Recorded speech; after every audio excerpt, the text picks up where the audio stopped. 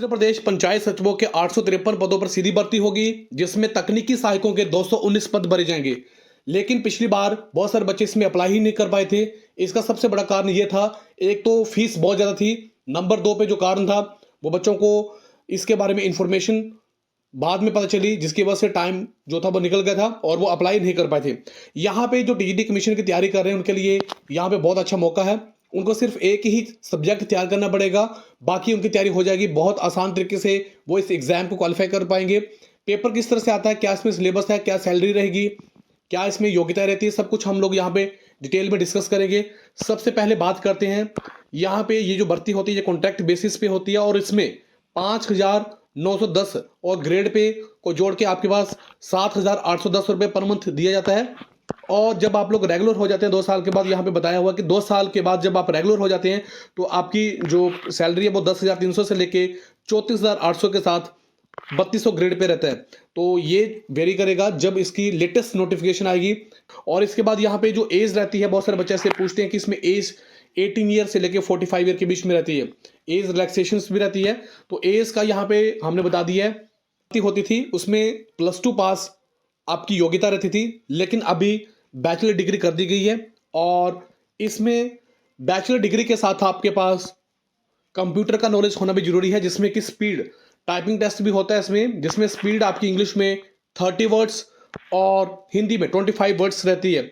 और आपको word processing का नॉलेज भी होना जरूरी है। तो यहाँ पे जो योग्यता थी इसके बारे में बताया। और इसके बाद आपके पास क्या होता है कि रिटन टेस्ट होता है। रिटन टेस्ट के बाद आपके पास स्किल टेस्ट होता है, मतलब टाइपिंग का टेस्ट होता है। और उसके बाद आप लोगों की मेरिट बनती है और फिर आपकी सिलेक्शन जो है वो हो जाती है। फिर इसके बाद यहाँ पे देख लेते हैं टीजीटी कमीशन वाले जो तैयारी करते हैं उनके लिए यहाँ पे काफ़ी अच्छा मौका है। यहाँ पे आप लोग देख सकते हैं कि जो टीजीटी कमीशन की तैयारी करते हैं वो तो इंग्लिश की तैयारी भी करते हैं, हिंदी की तैयारी भी करते हैं, जनरल नॉलेज की भी तैयारी करते हैं। लेकिन उनको थोड़ा सा एफर्ट डालना पड़ेगा। अगर वो पंचायत सचिव, पंचायत सेक्रेटरी की भर्ती में शामिल होना चाहते हैं तो उनको मैथमेटिक्स भी तैयार करना पड़ेगा। देखिए यहाँ पे जो इंग्लिश का जो सिलेबस रहता है, इंग्लिश आपके पास +2 लेवल की आती है, हिंदी आपकी 10th लेवल की आती है, मैथमेटिक्स आपका 10th लेवल का आता है, जनरल नॉलेज जिसमें कि आपके पास इंडिया का जीके रहता है, हिमाचल जीके रहता है, एवरीडे साइंस रहती है, सोशल साइंस रहती है और करंट अफेयर नेशनल और इंटरनेशनल लेवल से भी पूछे जाते हैं। पेपर किस तरह से आता है इसके बारे में डिस्कस करेंगे, कितना डिफिकल्ट पेपर आता है और इसमें कट ऑफ अगर आप लोग कितने मार्क्स ले रहे हैं तो कितना कट ऑफ जाता है। और अगर आप लोग इतना तैयारी कर लें तो आप लोगों के पास मैक्सिमम चांसेस हो जाते हैं कि आप इस एग्जाम को क्वालिफाई कर लेते हैं। फिर इसके बाद आपके पास स्किल टेस्ट रहता है। स्किल टेस्ट में इंग्लिश 30 वर्ड्स और हिंदी में आपके पास 25 वर्ड्स जो वो टाइप आप लोग कर सकते हैं। इतना टाइपिंग स्पीड आपकी होनी चाहिए। लेकिन यहाँ पे एक कंडीशन इन्होंने ये भी लगाई है कि अगर आप लोग रिटन टेस्ट में 50% मार्क्स से कम लेते हैं तो फिर आप लोग स्किल टेस्ट में जो वो अप्लाई नहीं कर पाएंगे, उसमें शामिल नहीं हो पाएंगे। तो मतलब रिटन टेस्ट में आपके पास 50% मार्क्स होने चाहिए।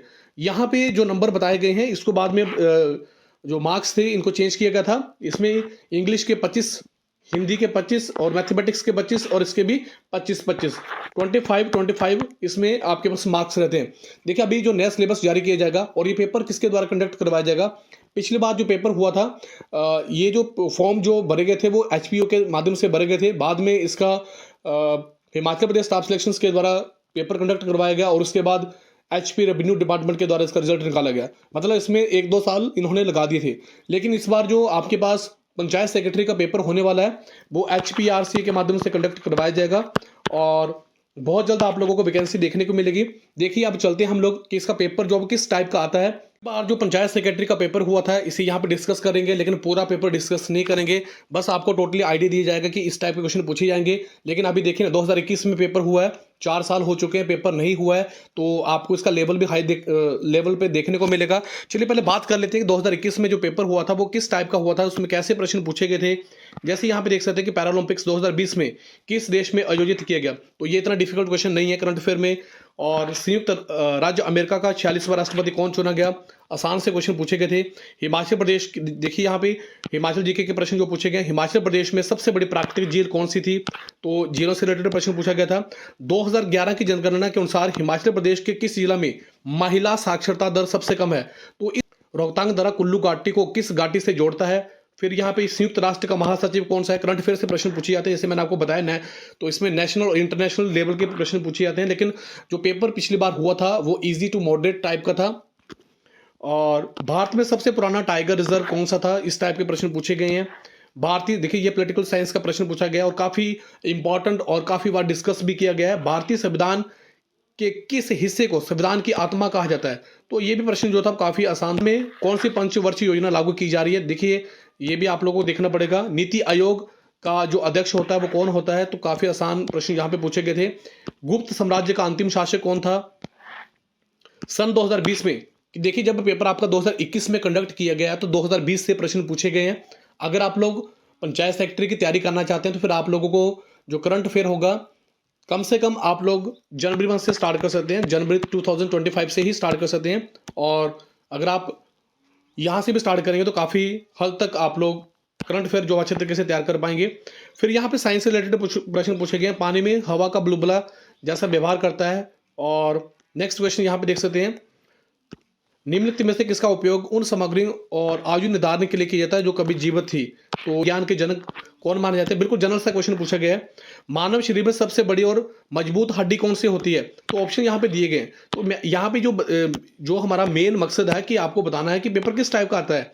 देखिए हिमाचल प्रदेश के राज्यपाल कौन है, तो इतना डिफिकल्ट नहीं है। लेकिन यहाँ पे जब आप लोग टाइपिंग टेस्ट में जाते हैं तो वहाँ पे काफी ज्यादा कंपटीशन रहता है। तो टाइपिंग स्पीड आपकी अच्छी होनी चाहिए, इंग्लिश में आपकी स्पीड अच्छी से होनी चाहिए, हिंदी में आपकी स्पीड अच्छे से होनी चाहिए। शिमला समझौता पर हस्ताक्षर कब हुए थे? स्वामी विवेकानंद के बचपन का नाम क्या था? बिल्कुल जनरल से क्वेश्चन पूछे गए हैं। हिमाचल प्रदेश में नलवाड़ी मेला मुख्य रूप से किससे जुड़ा हुआ है? तो यहाँ पे इस टाइप के प्रश्न जो पूछे गए हैं। हिमाचल प्रदेश में विधानसभा के लिए प्रथम चुनाव कब हुए थे?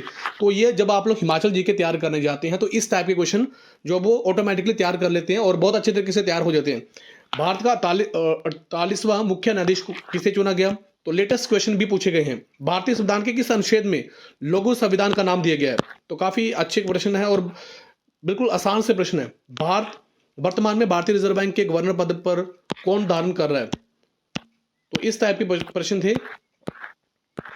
जो मैंने आपको बता दिए हैं दोस्तों। और जब आप लोग मैथ में जाएंगे तो मैथ में भी इतना डिफिकल्ट तरीके से क्वेश्चन नहीं पूछे गए, जनरल से क्वेश्चन पूछे गए, जिसमें कि जैसे आप लोग देखें तो tan 45 डिग्री पूछा हुआ था, tan 45 डिग्री जो कि 1 के बराबर होता है। यहाँ पे मैं बताना चाहता हूँ मैक्सिमम बच्चे इंग्लिश तैयार कर लेते हैं, हिंदी तैयार कर लेते हैं, जनरल नॉलेज काफ़ी अच्छे तरीके से तैयार कर लेते हैं, लेकिन वो मैथ में उनको डिफिकल्टी आती है।